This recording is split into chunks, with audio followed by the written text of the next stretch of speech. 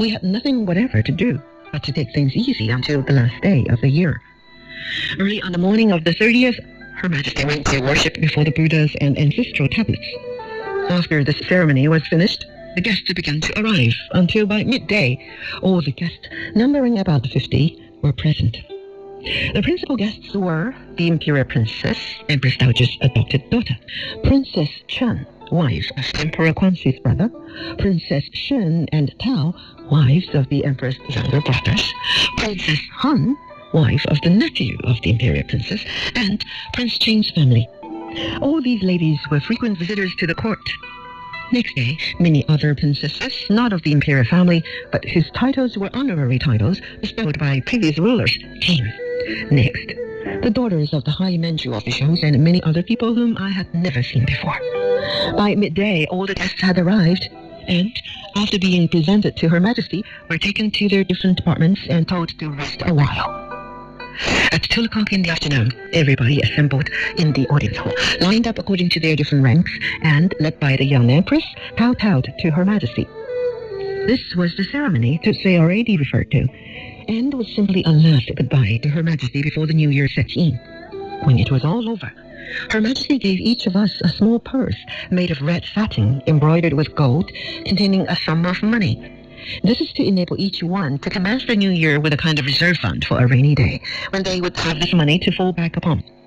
It is an old Manchu custom, and is still kept up. The evening was spent in music and enjoyment, and was carried on right through the night, none of us going to bed.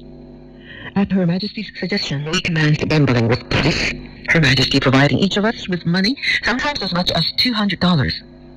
She told us to be serious about it, and to try and win. But of course, we took good care not to win from Her Majesty.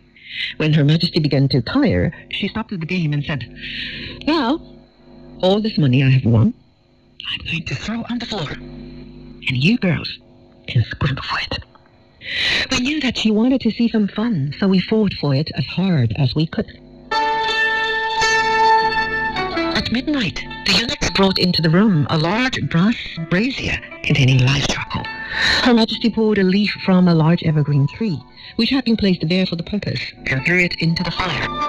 We each followed her example, adding large pieces of resin, which perfumed the whole atmosphere.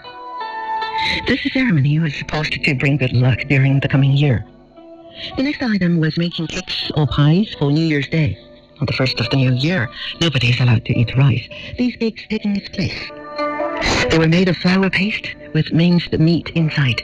While some of us were preparing these cakes, others were peeling lotus seeds for Her Majesty's breakfast. It was now well on into the morning hours, and Her Majesty said that she was tired and would go and rest a while. She was not going to sleep, however, so we could carry on our noise as much as we liked. This we did for some time, and on visiting Her Majesty's bedroom, we found that she was fast asleep. We then all repaired to our various rooms and commenced to make ourselves tidy for the day. As soon as Her Majesty was awake, we all proceeded to her bedroom, taking with us plates of apples representing peace, olives, long life, lotus seeds, blessing. She suitably acknowledged these gifts and wished us all good luck in return. She inquired whether we had been to bed, and on learning that we had been up all night, she said that was right. She herself had not meant to sleep, only to rest a little. But somehow she had not been able to keep awake, and gave as a reason that she was an old woman. We waited on her until she had finished her toilet, and then wished her a happy new year. We then proceeded to pay our respects to the Emperor and to the young Empress. There was nothing further to be done in the way of ceremonies, and we therefore all accompanied Her Majesty to the theatre. The performance took place on the stage erected in the courtyard, and Her Majesty closed in one part of her veranda for the use of the guests and court ladies. During the performance, I began to feel very drowsy and eventually fell fast asleep, leaning against one of the pillars. I awoke rather suddenly to find that something had been dropped into my mouth, but on investigation I found it was nothing worse than a piece of candy, which I immediately proceeded to eat. On approaching Her Majesty, she asked me how I had enjoyed the candy, and told me not to sleep, but to have a good time like the rest. I never saw Her Majesty in better humor. She played with us just like a young girl, and one could hardly recognize in her the severe Empress Dowager we knew her to be. The guests also all seemed to be enjoying themselves very much. In the evening, after the theatrical performance was over, Her Majesty ordered the eunuchs to bring in their instruments and give us some music. She herself sang several songs, and we all sang at intervals. Then Her Majesty ordered the eunuchs to sing. Some were trained singers and sang very nicely, but others could not sing at all, and caused quite a lot of amusement by their efforts to please Her Majesty. The Emperor appeared to be the only one present who was not having a good time. He never smiled once. On meeting him outside, I asked him why he looked so sad, but he only answered, "A Happy New Year," in English, smiled once, and walked away. Her Majesty rose very early next morning and proceeded to the audience hall to worship the god of wealth. We all accompanied her and took part in the ceremony. During the next few days, we did nothing but gamble and scramble for Her Majesty's winnings. This was all very nice in its way, until one day, one of the court ladies began to cry and accused me of stepping on her toes in the scramble. This made Her Majesty angry, and she ordered the offender to go to her room and stay there for 3 days, saying that she did not deserve to be enjoying herself if she could not stand a little thing like that. The 10th of the first moon was the birthday of the young empress, and we asked Her Majesty whether we would be allowed to give presents. She gave us permission to give whatever present we might wish to. However, we submitted all our presents to Her Majesty for her approval before giving them to the young empress, and we had to be very discreet and not choose anything which Her Majesty might think was too good. It was very difficult to tell what to send, as Her Majesty might take a fancy to any of the presents herself, even though they might not be of much value intrinsically. In such a case, Her Majesty would tell us that she would keep it and to give the young empress something else. The celebration was very similar to that of the Emperor's birthday, but not on such an elaborate scale. We presented the ruyi to the young empress and kowtowed to her. She was supposed to receive these tokens of respect sitting on her throne, but out of deference to Her Majesty, we were Her Majesty's court ladies, she stood up. She always was very polite to us under all circumstances. Winter the Third was part 1 of chapter 18 of the book, 2 Years in the Forbidden City, written by Princess Darling and narrated by Malin. Join us next time on A Light on Literature for the second part of this chapter. I'm Henri. See you next time.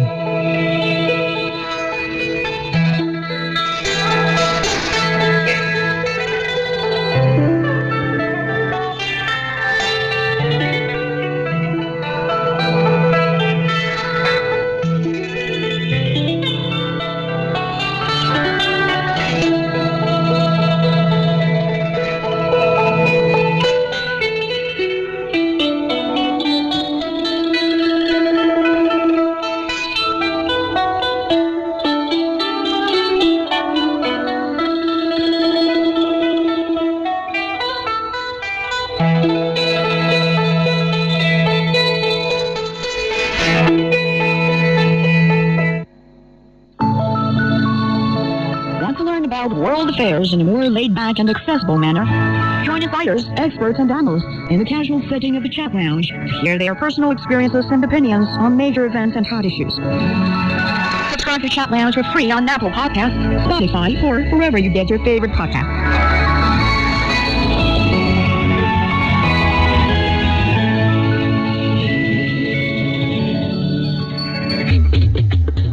Wondered what's actually going on in Africa through the perspective of an African? How are things really going between China and Africa?